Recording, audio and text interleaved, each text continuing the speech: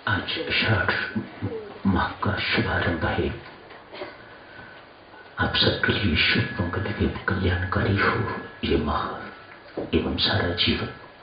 शुभकामनाएं, मंगल कामनाएं। एक स्पष्टीकरण के बाद साधकजनों, जो चर्चा चल रही है उसको आगे जारी रखेंगे।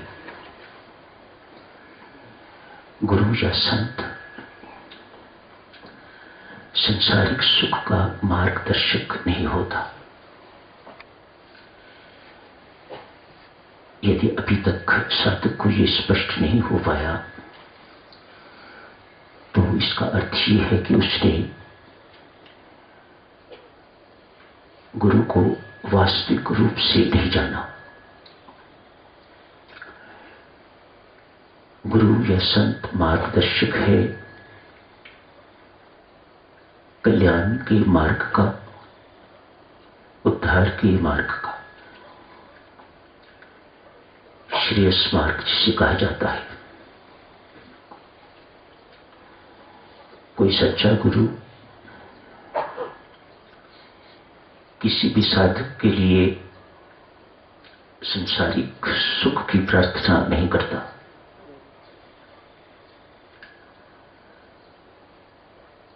उड़िया बाबा के पास बड़े मशहूर संत हुए हैं। उनके पास एक नेताजी आया करते। नॉमिनेशन से पहले भी आशीर्वाद लिए, नॉमिनेशन के बाद भी।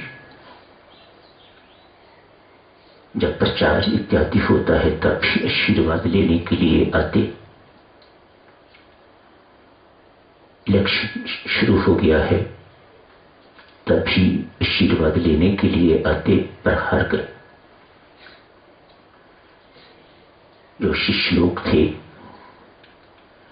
उन्होंने प्रश्न किया बाबा से, शुरू से लेके अंत तक आपके आशीर्वाद लिए और फिर भी ये नेताजी हार गए, तो आपके आशीर्वादों पर प्रश्न चिन्ह। हम सब लोग भी तो ऐसे ही करते हैं। विवाह के लिए कार्ड भेजते हैं, आपको बधाई पत्र वापस जाता है। एक वर्ष के अंदर अंदर शादी टूट जाती है तो उलाहना देते हो, आशीर्वाद लिए थे, इत्यादि इत्यादि। शिष्यों ने उड़िया बाबा से प्रश्न किया, आपके आशीर्वाद पर बाबा प्रश्न चिन्ह। बाबा कहते हैं, बंधु, मैंने हार या जीत के लिए आशीर्वाद दिया ही नहीं। मैं संत हूं। संत किस बात के लिए आशीर्वाद देता है?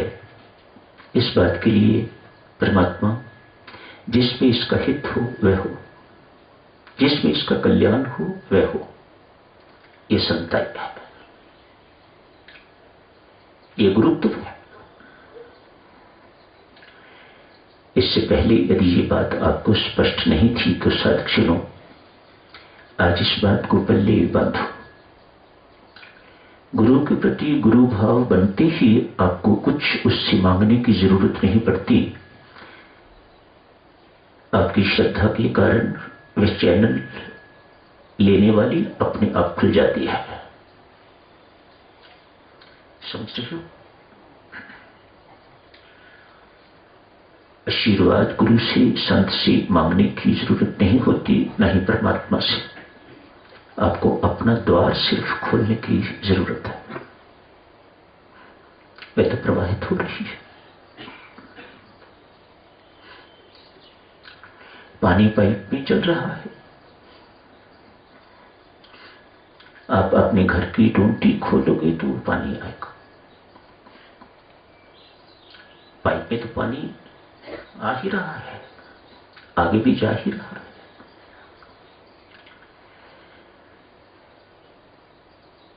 संत से संसारिक सुख की मांगे रखना ये उसकी संताई का दुरुपयोग है।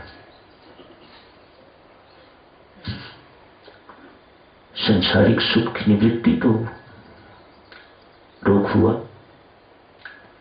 आपने एक डॉक्टर को दिखाया, फर्क नहीं पड़ा, दूसरे के पास गए, एक हॉस्पिटल से फर्क नहीं पड़ा, दूसरे हॉस्पिटल में गए, सबसे बड़े अस्पताल में गए तो सुख मिल गया, ठीक होगा, सुख मिल गया।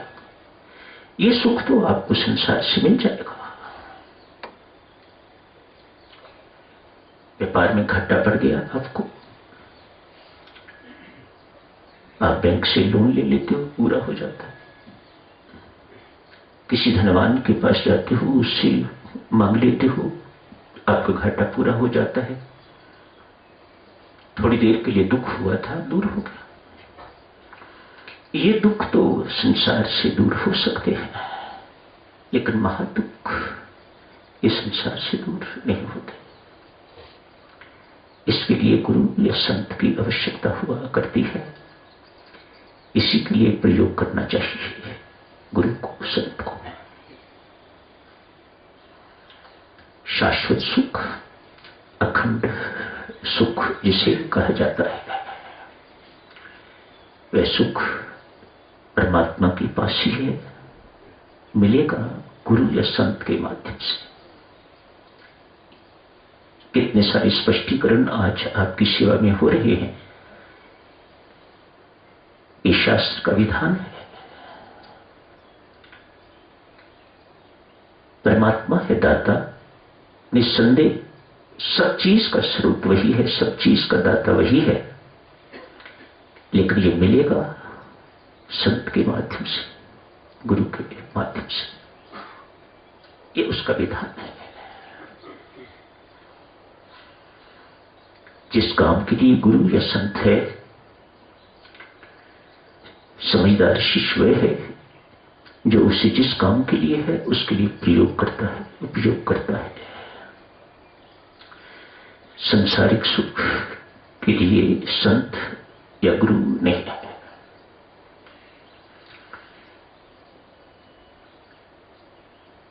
संत कहता है कुछ पाना है तो संसार के पास जाओ, सब कुछ त्यागना है तो मेरे पास आओ। ये संसार नहीं कर सकेगा। और देव उसके बिना, जो संत देता है, जो गुरु करता है, उसके बिना कल्याण हो जाए ये संभव नहीं है। शास्त्र क्या कहता है? जब तक विद्या संसारिक सुख की चाह बनी रहेगी, शब्दों पर मेरी माताओं बड़े सरल ढंग से शब्द कहे जा रहे हैं, जब तक संसारिक सुख की चाह बनी रहेगी, आप डॉक्टर बन जाओ, इंजीनियर, किसी कॉलेज के प्रिंसिपल बन जाओ, किसी के डायरेक्टर बन जाओ, वक्ता बन जाओ, बहुत बड़े कथावाचक बन जाओ, बहुत बड़े लेखक बन जाओ, इंडस्ट्रियलिस्ट बन जाओ, अति धनवान बन जाओ, संसार में कुछ भी बन जाओ, आपको संसार तो मिल जाएगा, लेकिन परम शांति नहीं मिलेगी। एक ही शक्ति रखी है, जब तक संसारिक सुख की चाह बनी रहेगी, गुरु या संत इस चाह को मिटाता है। बस कर। परमात्मा ये स्वयं ये सब कुछ नहीं कर पाता, तो सर्वसमर्थ है। मेरी तो तेरे तक ही पहुंच है। मैं तुझ तक ही कह सकता हूं, मैं मेरी बात नहीं मान रहा, तू तो मानता है मेरी बात, तू तो मेरे ऊपर बड़ा कृपालु है, दयालु है, तू मेरे माध्यम से काम करता है तो मैं तेरे माध्यम से काम करता हूं। मेरी लाज रख, इसको मुंह उठा के जाल से निकाल। ये गुरु का काम है, ये संत का काम है।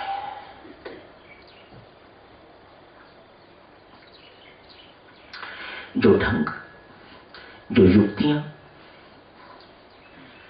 गुरु बताता है, संत बताता है। वे ना कोई देशी ना विदेशी बता सकता है, ना मार्केट से वो युक्तियां मिलती हैं, उनसे तो संसार ही मिलता है। ये असंसारी बातें हैं। जिस किसी में भी ये असंसारी बातें होंगी, वह भला व्यक्ति है। उसे संत कहो, महाराज कहो, कुछ कहो, आपकी इच्छा है, कोई फर्क नहीं पड़ता। लिंकन, अब्राहम लिंकन जब राष्ट्रपति नहीं बने थे, बड़े गरीब थे। कहीं सेल्समैन की नौकरी करते, कहीं कहीं नौकरी करते, कहीं कहीं नौकरी करते। छोटे आदमी को जगह जगह से अपमान भी सहना पड़ता है, तिरस्कार भी सहना पड़ता है। छोटा जो हुआ वो एक कहलाने योग्य है। लोग कहते हैं ऐसा। तरह तरह के अपमान सहे, तिरस्कार सहा। अनेक वैर विरोधी इर्द गिर्द। आज अमेरिका जैसे देश के राष्ट्रपति बन गए। प्रशंसक जो नहीं भी थे वो भी बन गए प्रशंसक। आसपास भटकने वाले लोगों ने बेटा अब्राहम को कहा, ये वही है जो आपके पिछले जीवन में आपका अपमान करते रहे, तिरस्कार करते रहे, आपके शत्रु है अंदर से, ऊपर से जो मर्जी बनते रहे, पर हम आपको स्पष्ट करते हैं ये आपके वैरी हैं, विरोधी हैं, शत्रु हैं। इनको कुछ अब आप सत्ता में हो, जो चाहो कर सकते हो, इन्हें कुछ लो।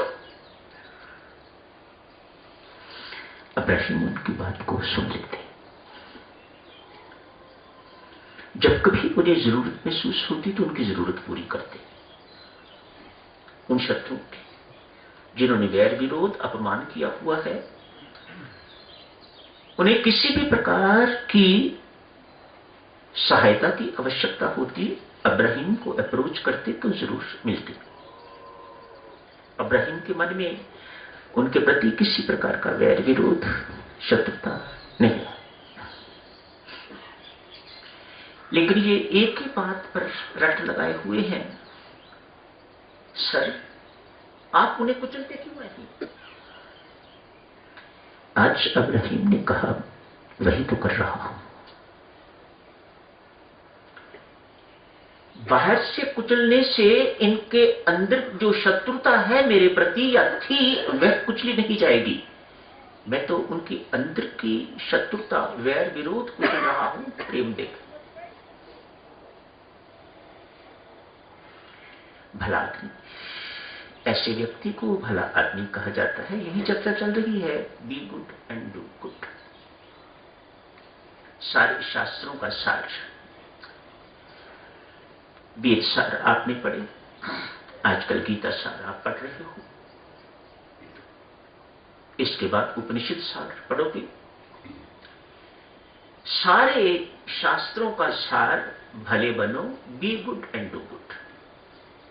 क्रम याद रखना, पहले भले बनो और फिर भला करना। पहले भला करने लग जाओगे तो आपको उस दिन उदाहरण दी थी, यदि गंदे हाथों से कोई पुस्तक उठाओगे तो वह गंदी ना हो, ये कभी हो नहीं सकता। इसलिए पहले अपने हाथ साफ करो, फिर पुस्तक को उठाओ तो पुस्तक साफ रहेगी। इसलिए जो भी कोई प्रचारक इत्यादि, यहां अध्यक्ष इत्यादि यहां बैठे हुए हैं, मेहरबानी करके अपना आत्मनिरीक्षण करते रहा करो। जहां कहीं दोष दिखाई दे, त्रुटि दिखाई दे, उसकी सफाई करते रहो। हाथ साफ। फिर आप किसी को भी हाथ लगाओगे तो उन्हें गंदगी तो नहीं मिलेगी। भले बनो, भला करो। आज साथियों, एक बड़ी प्रसिद्ध कथा कही, दृष्टांत कही शुरू करते हैं। आज खत्म हो पाया, आज नहीं तो कल जारी रखेंगे। भद्रतनु नामक एक ब्राह्मण बालक छोटी आयु में अनाथ हो गया है। सिर पर बेटा पिता का साया नहीं, तो मां का भी प्यार नहीं, तो बच्चे अक्सर बिगड़ जाते हैं। इसीलिए माता पिता का साया सिर पर होना बहुत जरूरी माना जाता है। मां की भूमिका पुत्र के जीवन में अलग है, पिता की भूमिका बड़ी अलग है। दोनों की भूमिकाएं अपने अपने स्थान पर उचित। मां ममता की मूर्ति है, तो पिता ममता में ना उलझ के उसका भला किसमें है वह देखता है, डांटता भी है, डपटता भी है, मारता भी है। हर एक उसका कहना नहीं मानता पुत्र का। मां भी यदि साथ हो जाती है तो पिता देखता है कि इसमें पुत्र की भलाई नहीं है, अतएव बेशक मां ममता के कारण साथ दे रही है, पर मेरा कर्तव्य ये नहीं है। इसके सिर पर न मां न बाप। पढ़ लिख नहीं सका, कोई स्वाध्याय नहीं कर सका, सत्संगति की ओर पांव नहीं मुड़े, बदकिस्मती की कुसंगति की ओर पांव मुड़ गए, कुसंग में पड़ गया है। ब्राह्मण बालक है। तनिक सोचो देवियों, ब्राह्मण के घर जन्म लेना मानो कितने सुसंस्कार होंगे जो परमेश्वर ने उन्हें ब्राह्मण के घर जन्म दिया है। उच्चतम जाति। ब्राह्मण के घर जन्म लेके कोई कर्म ब्राह्मण वाला नहीं है। मांस खाता है, शराब पीता है, शुक्र है परिवार नहीं है, नहीं तो परिवार की नाक में दम कर देता। चोरी की आदत है, जुए की आदत है। नगर के बाहर कहीं एक वैश्य का स्थान है, उसके पास निरंतर आना जाना बन गया। वैश्य भी परेशान, जानती है ब्राह्मण बालिका, ब्राह्मण युवक अब अतएव समय मिलने पर उसे समझाती है, वैश्य मेरा तो ये व्यवसाय हो गया, मैं तंग हूं इस व्यवसाय से, लेकिन मैं विवश हूं, निकल नहीं पा रही। पर तेरी तो विवशता कोई नहीं है, मूर्ख ना बन। क्या मुख दिखाएगा परमात्मा के दरबार में जाके? ब्राह्मण के घर जन्मा हुआ, कोई कर्म तेरा ब्राह्मण वाला नहीं। मेरे साथ तेरा आना कुत्सित कर्म है। तुझे क्या दुर्दशा, क्या दुर्गति तेरी होगी, तो सोच नहीं रहा इस वक्त। मेहरबानी करके सोच विचार कर। गाहे बगाहे वैश्य उसे समझाती रहती है, लेकिन उससे कोई फर्क नहीं पड़ता। कुसंगति का इतना प्रभाव है उसके ऊपर, कुसंस्कारों का इतना प्रभाव है उसके ऊपर कि वह निकल नहीं पा रहा। कोई भी उसका व्यसन ठीक नहीं हो रहा। शराब डट के पीता, वैश्य के पास रोज आना, बिना नावा आना एक नियम उसका बना हुआ है। इस नियम को भद्रतनु तोड़ नहीं पा रहा। वैश्य थक गई।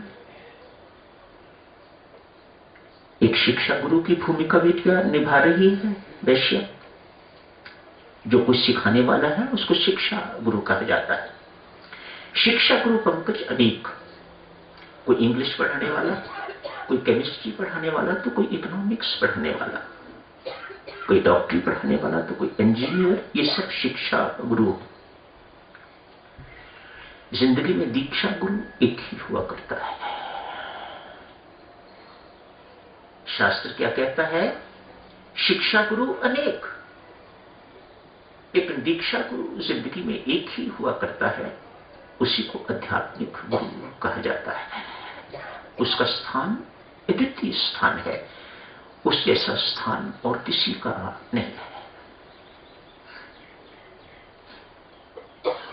भद्रतनु मान नहीं रहा। आज पिता का श्राद्ध है। श्रद्धाहीन व्यक्ति क्या श्राद्ध करेगा? पंकज नाक चढ़ा रहा है। श्रद्धाहीन व्यक्ति क्या श्राद्ध करेगा? लेकिन संसार रखने के लिए आज श्राद्ध किया।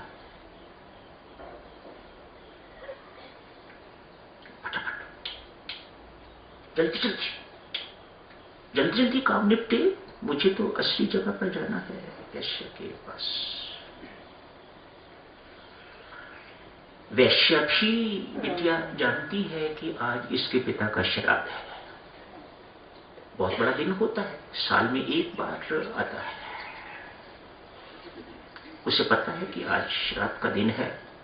आज इसके आने पर इतनी भरी हुई थी वह वैश्या, आज फूट पड़ी।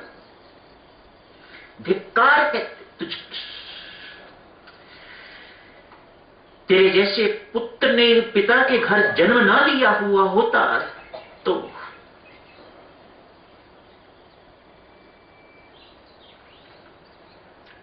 तेरे कर्म कुत्सित, घृणित कर्म, मैं तेरे से घृणा करती हूं। क्या दिखता है तुझे इस शरीर में? ये हार्ड मांस का पुतला, गंदगी से भरा हुआ शरीर, क्या दिखता है तुम्हें? ये भी नरक है और तू नरक ही तैयारियां कर रहा है।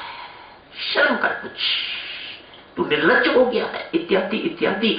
आज जो कुछ उसके मुख में आया, आज यूं लगे कि वह स्वयं नहीं बोल रही, परमात्मा उसके अंदर बोल रहा है।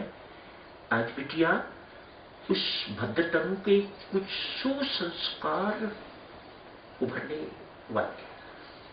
अब तक तो कुसंस्कार उभरे हुए थे, अब खत्म हो गए लगते हैं, तो सुसंस्कार उभरने की बारी आ गई है। आज जो कुछ वैश्य के मुख में आया, उगल दिया सब कुछ। आज भद्रतनु हिला है। एक घटिया नारी, मेरे से, मैं ब्राह्मण, मेरे से अधिक ज्ञानी, चरणों में प्रणाम किया, उसके बाद कभी मुख नहीं देखा।